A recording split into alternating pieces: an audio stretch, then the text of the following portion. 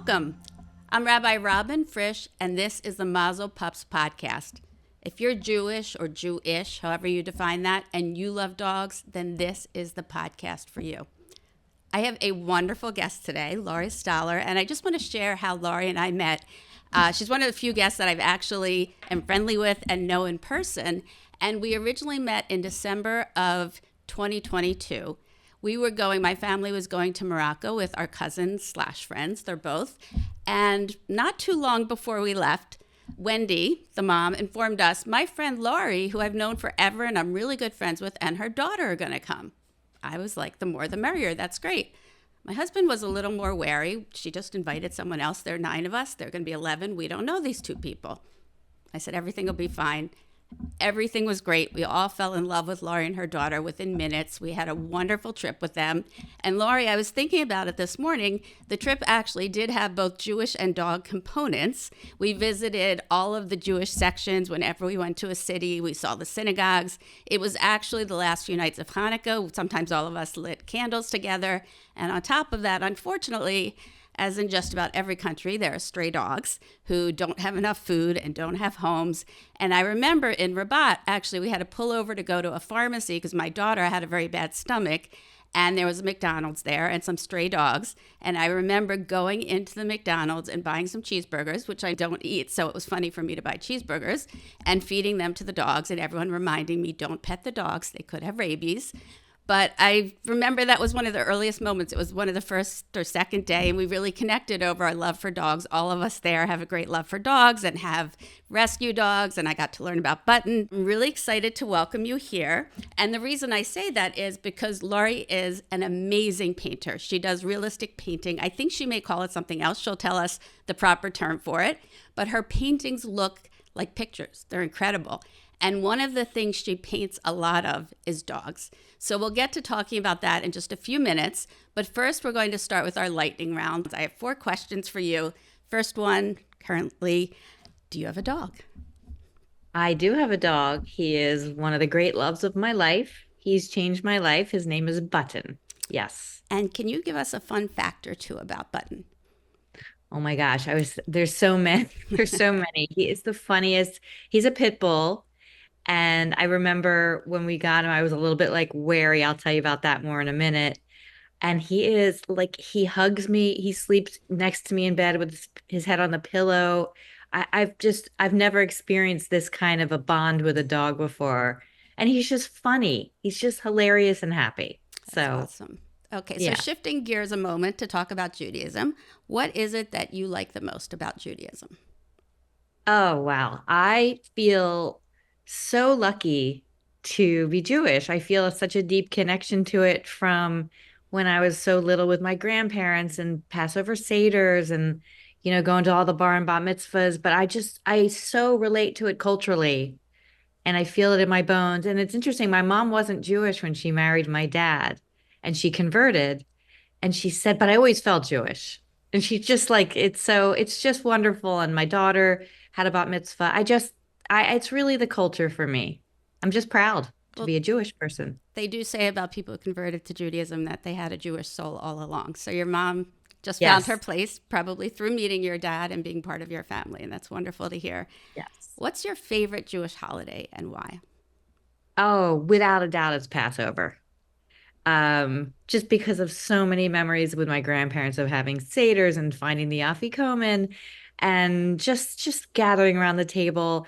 And interestingly enough, I finally led my first seder this past Passover because I kind of felt like I love my parents, but they weren't like putting a lot of effort into it. They were skipping around a lot. And so I like led my first seder and it was really fun. So that's definitely my favorite holiday. And by the way, I love gefilte fish, which I know is a little strange to some people, but I love it.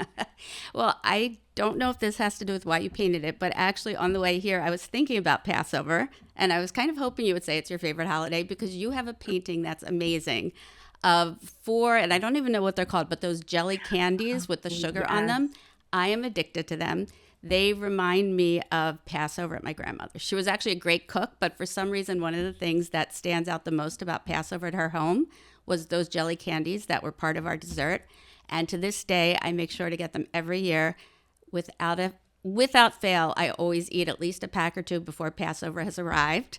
My Yes. husband laughs when I bring them in the house because he knows they won't even last until the Seder. I eat the entire box at a time, which is gross because they're all Oh, that sugar. is so, But I no, it's think for great. me, it's the sugar and the taste as well as the memories they evoke. So I'm just curious, were you inspired to do that painting because of your love of Passover, or what made you decide to paint that? That is a great question. And I might have to gift you a print of those candies. So I was feeling like kind of Jewish, and I did a painting of challah, Hmm. and then those candies also remind me of Passover and my grandparents and everything, and plus they're delicious. So that's what inspired me to do them. Yeah, that's funny. And when I posted the photo and I had it in an art show, so many people gave me like little boxes of those candies. So I was in a sugar coma for like a month. I'm so jealous. I wish I could But paint. everybody says the same thing. It reminds them of Passover. So yes. So obviously, you're into painting now. You're incredibly talented. Is it something you were always into as a child? Were you one of those kids who loved art, or did that come later in life? That is a great question. I was always into art, always. And as a matter of fact, my first grade principal asked me to design a logo for our school in first grade. Wow. So I'd Wow. already been drawing a lot. Oh, by the way, he did not pick any of them, and he was very gently, gently let me down. Um, but I've always been like that kid who was creative. Yeah, my brother and I both. He was really creative as well. And then I took a painting class in college. And I thought, okay, like I have something here. I'll do this when I grow up. And it took COVID to finally make me start doing it. So I guess I'm grown up now. Well, one of the things that Wendy, our mutual friend, has always said about you, she said, whatever Laurie tries, she's amazing at it. So I know there are Oh, many things that's other than sweet. painting. We're going to be focusing, obviously, today on painting. But I want to step back even before the painting, at least recently. I know that you illustrated a book, and I'd love it if you could tell us a little bit about the book and about the experience and the illustrator of the book and where that came from. Sure, I'd love to. And that kind of got me back into being creative. So it's a quick story, but my younger brother unexpectedly passed away 10 years ago of a heart attack, which was dreadful. However, we found all these, he was a writer, he was a comedy writer out in Los Angeles, and he was hilarious. And he wrote these little, like, I don't know, stories about this little turtle named Mo. And Mo was the epitome of my brother, like kind of lazy, played the guitar, didn't know what he wanted to do in life, but like hilarious. And we found them after he passed. And it's such a great story because my mom and my daughter wrote the book. I didn't have anything to do with it. They did it all. And then I organized all the illustrations for it and we published it. It's called Little Mo and it's found on Amazon. And so the nice thing about Little Mo is we donate every single penny that we make to a writing scholarship at Stockton University, which is in town, because that's where Paul went. Oh, So that's that's really nice. that's the gist of the Little Mo. Yeah. So you say that brought you back to painting, and Yeah, it just made me realize like it's time to get away from my computer and, kind of dive back in and see. And my paints that I used were so old, I needed pliers to open them. and at that point when you got back, did you think it would be a hobby or actually turn into something you did as a career?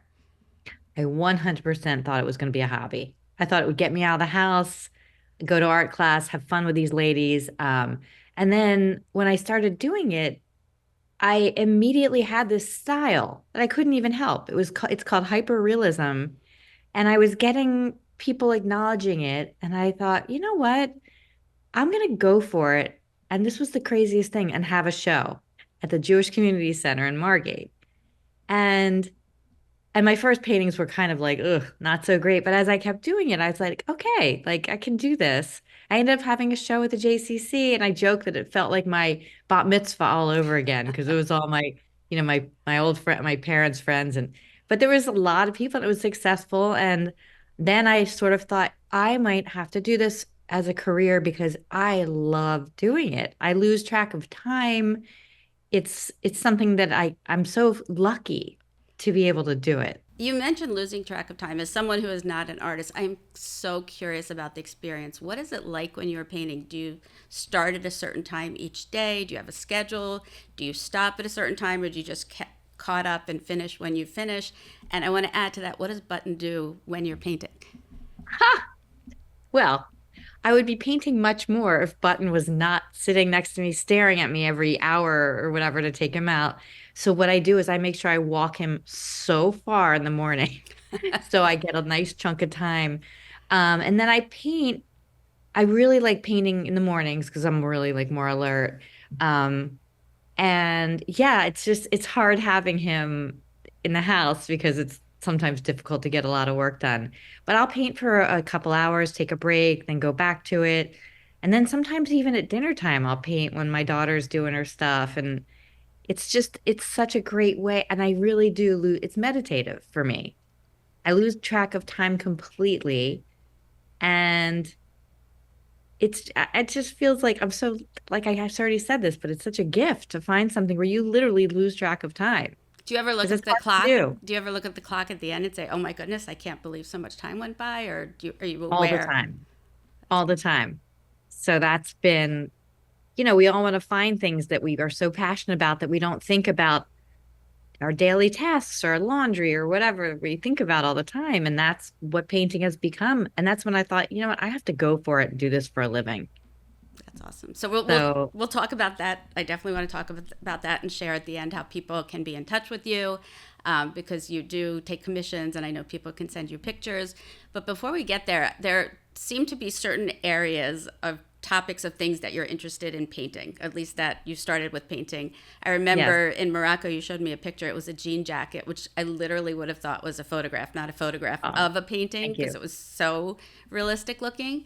So certainly clothes are one of those areas. And can you share Hmm. what the other areas are? I know them all, but I would like you to share, and what interested, what make you shared about the Passover candy a little bit, but what makes you interested in a certain topic that you kind of go off and do a lot of Right. paintings in that area?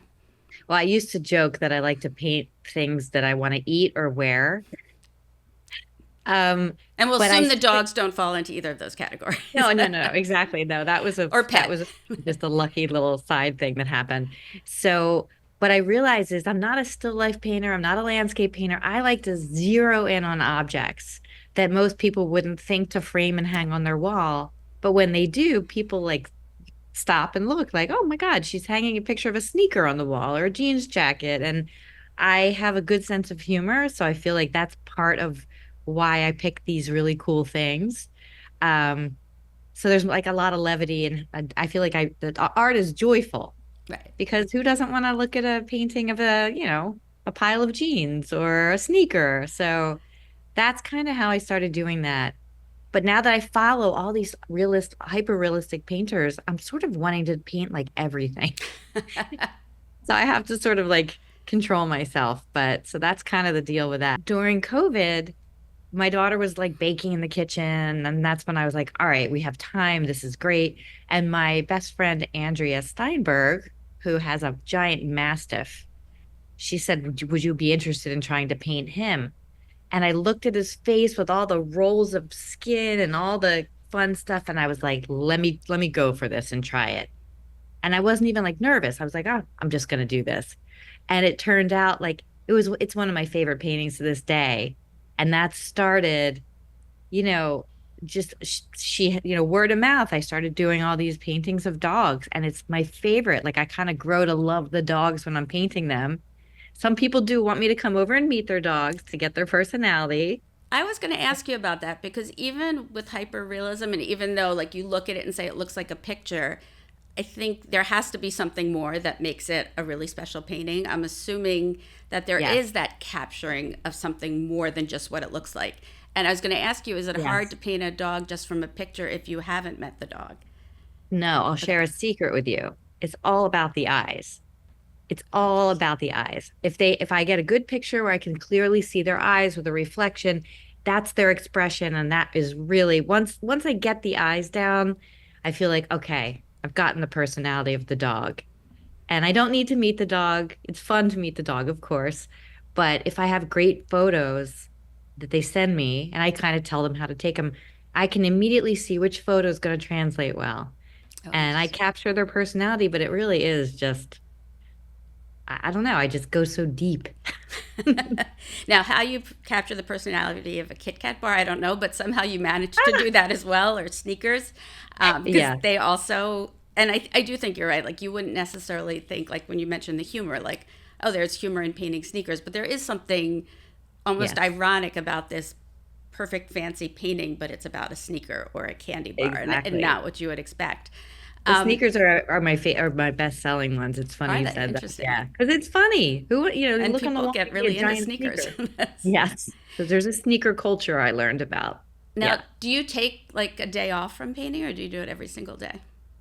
No, I definitely take a day off. I probably shouldn't take as much time off, but like I always think, well, the painting needs to dry. I'm gonna go take Button for another walk. But I try to do it. To be honest, I'm so obsessed with it that I really want to do it every day. Like I can't, I wake up thinking about it after dinner and the dishes are done. I'm like, oh, I can get in another hour. So it's become a bit of an obsession. It Mm-hmm. satisfies my inner OCD because I use such tiny paintbrushes. Um, so yeah, it's if I could, I would do it every day, all day. That's amazing. So, you mentioned that you did go to a class, and there was a woman who was teaching. Was that really helpful for you? Did it help to bring out the talent you had? Did it also teach you new skills, give you confidence? What was valuable about the class for you? So this is another great question because to be honest, it's very isolating and lonely to paint in this room of, my studio in my house. And it's just, I was like, okay, I'm going a little stir crazy. I need human interaction. And I found this class, and it really is a great way for me to be social. And even though I don't always love instruction because I just want to like do what I do, the teacher gives me tips.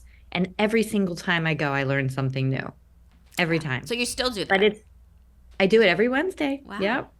And they become like my crew. It's really fun. That's And but it started off as getting out of the house because I was like, oh boy, I need to see some humans instead of my four-legged best buddy.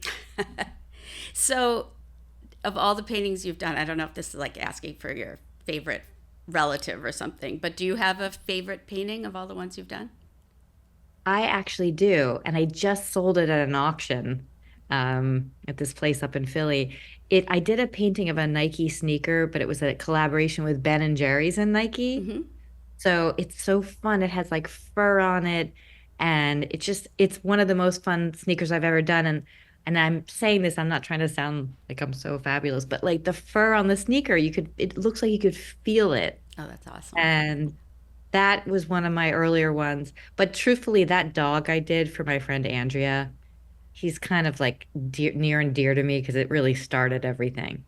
So, is it hard to give up a painting when you're a painter? Like, you spend this all this Yes. time doing it. It must, like, selling Yes. it must be a very mixed blessing, I would think. So I didn't want to sell any. I wanted to sell them, of course, because I need to make some money. But I was at with a friend of mine who is in the art world, and she said, Laurie, you have to sell these paintings because you need to get it out in the world. It's a way of sharing and Mm-hmm. prolonging and whatever. And I was like, okay. So then once I just kind of got into that mindset where I got to let it go, I take a photo of it and I can always have a print. Um, but it's cleared up it actually was so cluttered and now it's not as cluttered in my studio and it frees my mind up. Good. So it was a little bit of a mental process, but now I'm like, all right, I'm going to sell them as much as possible. That's awesome. But yeah, I can imagine it's Oh, I didn't want to parting let with go. They something were that's like so my dear. babies. Yeah, they were my babies, but now they can be somebody else's babies. So, what if someone young or even older said to you, I want to be a painter? What's the advice you would give them? Oh, that. So I would say go for it because I truly believe people always say I have no artistic skills. I don't believe that because everyone has a style. It could be loose. It could not even look like what you're painting, but it's such a fun thing to do. And I would say YouTube is your best friend Mm-hmm. because whenever I get stuck on a color, I go to YouTube and it sort of guides me how to mix the colors because it's all about mixing the colors. And my other great tip, which I learned from my high school art teacher, who's still my friend to this day, is when you're stuck on a painting, turn the photo upside down and paint it upside down. And this has saved me so many times because your brain sees an object and it automatically your brain decides this is what it should look like.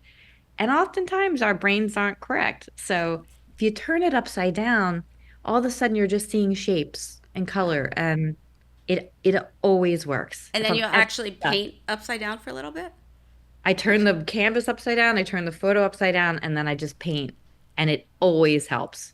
which So that's makes me think this might be a silly question, but I have no clue. What happens if you make a mistake? Can you paint over it or yes. And I make tons of mistakes, tons. Um, the beautiful thing about oil paints is it's very forgiving. It sounds daunting, oil painting, yeah. but it's so forgiving. If you make like sometimes I'll get the nose in the wrong spot a little bit on the face, and even if it's off by a millimeter, it doesn't look right. Hmm. And it's just forgiving. You can kind of move it and blend it, and because it also doesn't dry too fast. So So you do yeah, it there's a before it dries or after it dries? as I'm painting and I see like, oops, I kind of got this nose off a little bit or whatever, I can immediately correct it because Oh wow. you can really, it's hard. I say push the paint around, but it really is. You're sort of pushing it around and you can, yeah, oil painting, it's forgiving.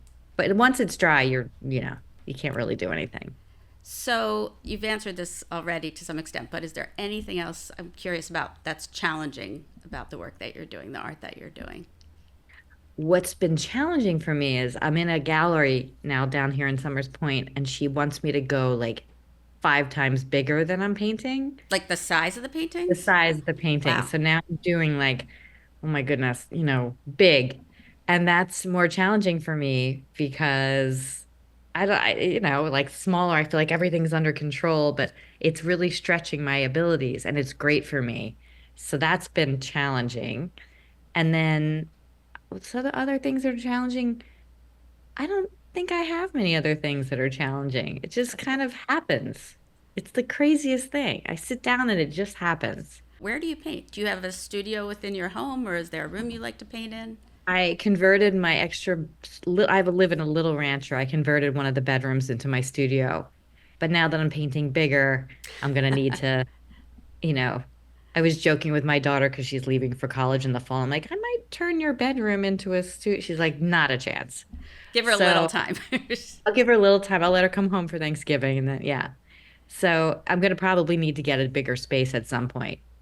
So Would you do yeah, like something outside of your home, like go somewhere to do your painting or? yes. And Button will have to survive without me, and I will get way more done if I paint outside the house. So yeah, that's probably what I'll end up doing. So, again, you've answered this as well, but I just want to know if there's anything else that's rewarding about the work that you do. Yes. Oh my gosh. So what's the most rewarding thing is when I deliver the paintings, the expressions on people's faces. I'm like always astonished. Like, wow, they really, I just dropped off a painting the other day to this woman. She had to put her boxer down a few months ago and she was devastated. And she had me do a portrait. And when I showed it to her, she started crying and crying. And it's it's a great feeling to not make people cry, but like bring something that just brings joy. Yeah. So that's really the best part. It's a really nice way for people to remember a pet, too. Absolutely. Plus, my daughter thinks I'm cool while I do it. And I'm going to paint a picture for her to take to her dorm of something beach related because that's where we live. That is very cool. That Maybe a beach to have tag a or something. teenager think you're cool is a very impressive feat That's like in and of itself. that's my motivating factor. Before we end, if someone wants a Laurie Staller painting, what do they do? How do they get in touch with you?